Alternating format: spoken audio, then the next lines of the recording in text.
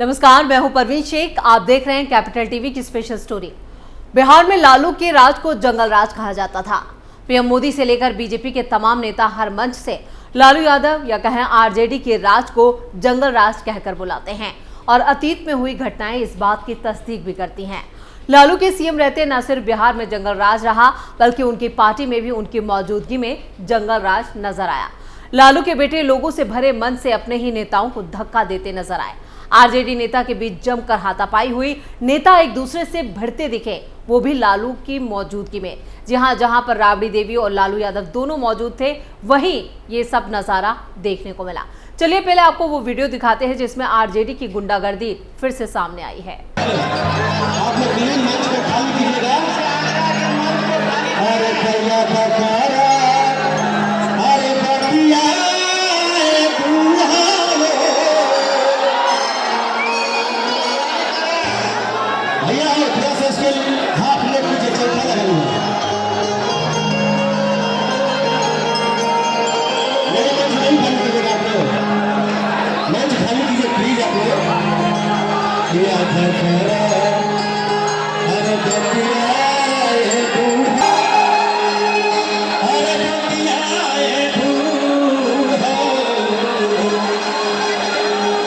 RJD नेता और बिहार सरकार के पूर्व मंत्री तेज प्रताप यादव ने मंच पर अपनी ही पार्टी के नेता को धक्का दिया।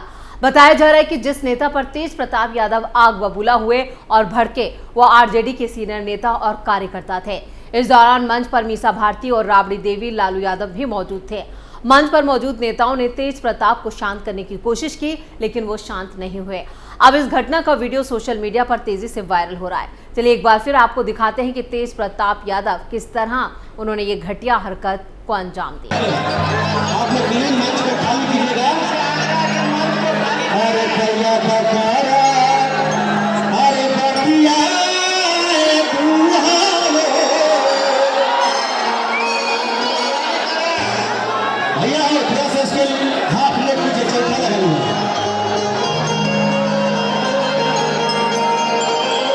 ये घटना मीसा भारती के नामांकन के बाद श्री कृष्ण मेमोरियल हॉल में हुई। इससे कुछ देर पहले ही तेज प्रताप यादव बहन मीसा भारती के नामांकन में पहुंचे थे।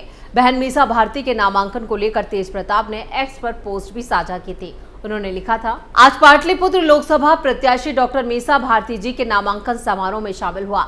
आप सभी देवतुल्य जनता से निवेदन है कि डॉक्टर मीसा भारती जी को ज्यादा से ज्यादा वोट करें और पाटलिपुत्र लोकसभा को विकास करने का मौका दें। जीतेंगे हम, जीतेगा इंडिया महागठबंधन। अब लालू प्रसाद यादव की बेटी मीसा भारती पाटलिपुत्र लोकसभा से इंडिया अलायंस की तरफ से आरजेडी की उम्मीदवार हैं। इस सीट से बीजेपी ने राम कृपाल यादव को उम्मीदवार बनाया है। राम कृपाल यादव कभी लालू प्रसाद यादव के करीबी नेताओं में से एक थे। वो आरजेडी से बीजेपी में शामिल हो चुके हैं। आपको बता दें कि लोकसभा चुनाव के चौथे चरण के तहत बिहार में लोकसभा की 5 सीटों पर कड़ी सुरक्षा के बीच 13 मई को मतदान हुआ। राज्य की दरभंगा, उजियारपुर, समस्तीपुर, बेगूसराय और मुंगेर लोकसभा सीट पर मतदान हुआ। लोकसभा चुनाव के दौरान बिहार का सियासी मैदान पहले से ही काफी गर्म है। अब इस बीच लालू प्रसाद यादव के बड़े बेटे तेज प्रताप यादव का पारा भी चढ़ गया और उन्होंने अपनी ही पार्टी के लोगों के साथ धक्का मुक्की कर दी, जिसका वीडियो सामने आया है और पार्टी की फजीयत हो रही है। दरअसल 13 मई को लालू यादव की बेटी और आरजेडी नेता मीसा भारती ने बिहार की पाटलिपुत्र सीट से नामांकन दाखिल किया था। पर्चा भरते वक्त मीसा भारती के साथ मां राबड़ी देवी और भाई तेज प्रताप यादव मौजूद थे। हालांकि तेज प्रताप यादव अचानक से अपनी ही पार्टी के लोगों पर भड़क गए और उनका गुस्सा इस कदर बढ़ा कि बात हाथापाई तक पहुंच गई। इस वीडियो में तेज प्रताप यादव मंच पर मौजूद आरजेडी नेताओं को धक्का मारते नजर आए। यही नहीं, गुस्से से तमतमाए तेज प्रताप यादव ने पार्टी नेताओं पर हाथ उठाने की कोशिश की, मगर बहन मीसा भारती और मां राबड़ी देवी उन्हें रोक लेती हैं। ऐसे में तेज प्रताप यादव गुस्से में स्टेज छोड़कर नीचे उतर गए। मंच से जाते वक्त भी मीसा भारती भाई को रोकने की कोशिश करती है, मगर तेज प्रताप यादव उनका हाथ झटक कर आगे बढ़ जाते हैं। इस घटना को लेकर भी तेज प्रताप ने सफाई भी दी है। अब उन्होंने जब देखा कि उनकी किरकिरी हो रही है, आरजेडी की फजीयत हो रही है, तो उन्होंने एक्स पर एक पोस्ट साझा की है। उन्होंने लिखा है, ये जो कुछ लोग मेरा एक वीडियो वायरल कर रहे हैं, उनको मैं बताना चाहता हूँ कि सिक्के के 2 पहलू होते हैं। एक तरफ तो देख लिया आप सभी ने, दूसरी ओर हुआ ये था कि प्रत्याशी डॉक्टर मीसा भारती और मेरी मां साथ में थे। दोनों के बीच में आके धक्का दे रहा था। मेरा हाथ पहले से जख्मी है और इनके द्वारा धक्का देकर आगे जाने के क्रम में असहाय दर्द महसूस होने पर मुझे खुद को बचाने के लिए अचानक से मजबूरन मैं इनको साइड करना पड़ा। मेरी मंशा कहीं से भी किन्हीं को आहत करने की नहीं रही। जनता मालिक है, मेरे लिए सर्वोपरि है। जनता का मान सम्मान ही हमारा कर्म है। तो यहाँ पर तेज प्रताप यादव को आगे रहकर सफाई देनी पड़ी। वैसे आपको बता दें 13 मई को चौथे चरण के मतदान में बिहार की 5 सीटों पर वोटिंग हो चुकी है और इसी के साथ बिहार की 40 सीटों में से 19 सीटों पर मतदान संपन्न हो चुका है। मीसा भारती जो है वो पाटलिपुत्र सीट से इस बार प्रत्याशी हैं और 7वें चरण में यहाँ पर 1 जून को वोटिंग होगी। आखिरी चरण में पाटलिपुत्र समेत 8 बड़ी सीटों पर भी वोटिंग होनी है। बिहार में दिख रही है कांटे की टक्कर। तेजस्वी ने लगाया अपना पूरा जोर। नीतीश काम का मांग रहे हैं इनाम, मोदी को अपने मैजिक पर भरोसा। बिहार में अपनी अपनी जमीन पुख्ता करने में हर दल गठबंधन के नेताओं ने अपनी पूरी ताकत झोंक दी है। बीजेपी के बड़े नेताओं के अलावा पीएम नरेंद्र मोदी कई बार बिहार आ चुके हैं। 12 मई को पीएम मोदी ने पटना में रोड शो किया। इंडिया अलायंस का मोर्चा तेजस्वी यादव ने अकेले अपने दम पर संभाला है। वहीं तेज प्रताप यादव भी पीएम मोदी और बीजेपी पर हमलावर हैं। बीजेपी भी आरजेडी को सीधी चुनौती दे रही है। खबरों की माने तो पीएम मोदी के रोड शो ने बिहार के सियासी समीकरण को पूरी तरह से बदल दिया है।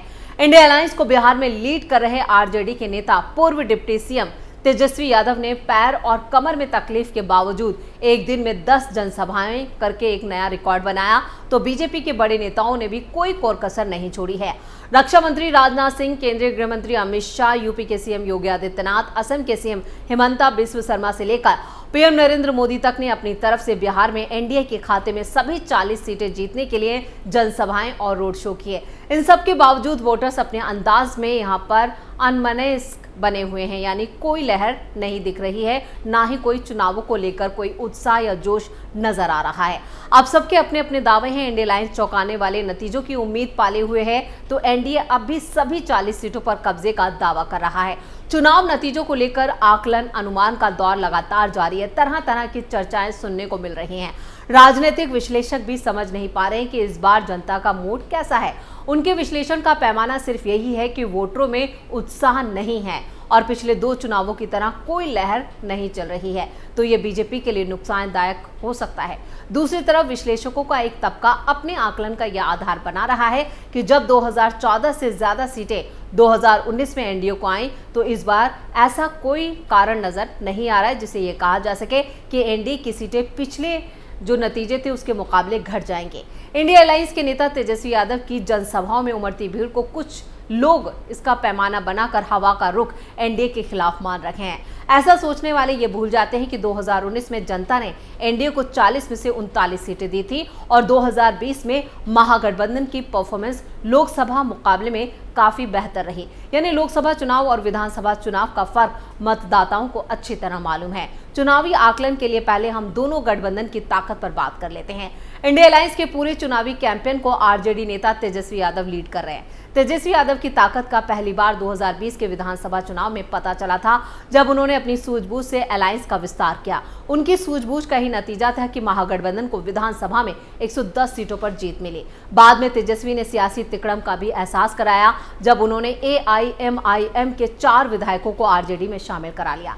तेजस्वी की सभाओं में तब भी ऐसी ही भीड़ उमड़ रही थी, जैसी इस बार लोकसभा चुनाव प्रचार के दौरान नजर आ रही है और उनकी सभाओं में जुट रही भीड़। तब तेजस्वी ने 10 लाख रोजगार का वादा किया था।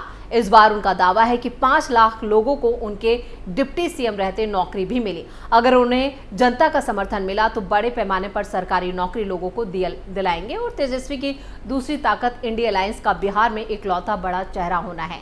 प्रेस कॉन्फ्रेंस करने का माकूल जगह अगर कांग्रेस के राष्ट्रीय अध्यक्ष मल्लिकार्जुन खड़गे को बिहार में नजर आया, तो यकीनन ये तेजस्वी की ताकत है, जिसे बढ़ाने के लिए उनके पिता लालू प्रसाद यादव बीमारी और बुढ़ापे के बावजूद लगातार पटना में डेरा डाले हुए हैं। तेजस्वी की ताकत का अंदाजा इससे भी लगता है कि पहली बार किसी प्रधानमंत्री को पटना में रोड शो की जरूरत महसूस हुई। एनडीए के खिलाफ हवा का रुख भांपने वाले लोग ये भूल जाते हैं कि लोकसभा के 2 चुनावों में नरेंद्र मोदी ने अपने समर्थकों का बड़ा तबका खड़ा कर लिया है। कहने वाले कहते हैं कि मोदी ने महंगाई नहीं रोकी, रोजगार का वादा पूरा नहीं किया, हिंदू मुस्लिम की यहाँ पर गंगा जमुनी तहजीब खत्म हो गई है, वगैरह वगैरह। और इस तरह के आरोप विपक्षी गठबंधन के नेता पहली बार नहीं लगा रहे। 2014 के लोकसभा चुनाव में नरेंद्र मोदी के चेहरे पर चुनाव लड़ने का बीजेपी ने जब फैसला लिया, तब भी गंगा जमुनी तहजीब के खत्म होने का सवाल गूंजा था। गुजरात दंगों का दागदार मोदी को माना जाता है, लेकिन नीतीश कुमार भी इसी से नाराज होकर एनडीए से अलग हो गए थे। उन्हें इसका खामियाजा भी भुगतना पड़ा। 2 सीट पर जेडीयू सिमट गई थी। 2019 लोकसभा चुनाव में मोदी और ताकतवर होकर उभरे। हालांकि तब वो भी महंगाई पर काबू पाने में नाकाम रहे थे और रोजगार का वादा भी पूरा नहीं कर पाए थे। इसका सीधा अर्थ यही हुआ कि मोदी ने अपने समर्थकों, वोटरों की बड़ी जमात तैयार कर ली है, जो उन्हें 2 चुनावों में लगातार कामयाब बनाती आ रही है। इससे राजनीतिक विश्लेषकों की शब्दावली में मोदी मैजिक कहा जाने लगा है। यानी यहाँ पर मोदी ने अपने ही दम पर बिहार में एक बड़ा वोट बैंक तैयार कर लिया है, जो मोदी के नाम पर ही वोट डालता है। अब चाहे तेजस्वी या इंडिया अलायंस कितनी भी ताकत लगा ले, लेकिन फिलहाल मोदी का मुकाबला नहीं कर पा रहे हैं। और जिस तरह से पटना में उनका रोड शो हुआ है, उससे साफ ये लगाया जा रहा है अंदाजा कि इस बार बिहार के समीकरण एक बार फिर एनडीए के पक्ष में नजर आ रहे हैं। वहीं तेज प्रताप यादव का जो वीडियो वायरल हुआ है, उसने भी इंडिया अलायंस की मुश्किलों में इजाफा कर दिया है। स्पेशल स्टोरी में इतना ही। वीडियो कैसा लगा नीचे कमेंट करके अपनी राय जरूर दें। वीडियो को लाइक करें, शेयर करें और कैपिटल टीवी को सब्सक्राइब जरूर करें। नमस्कार।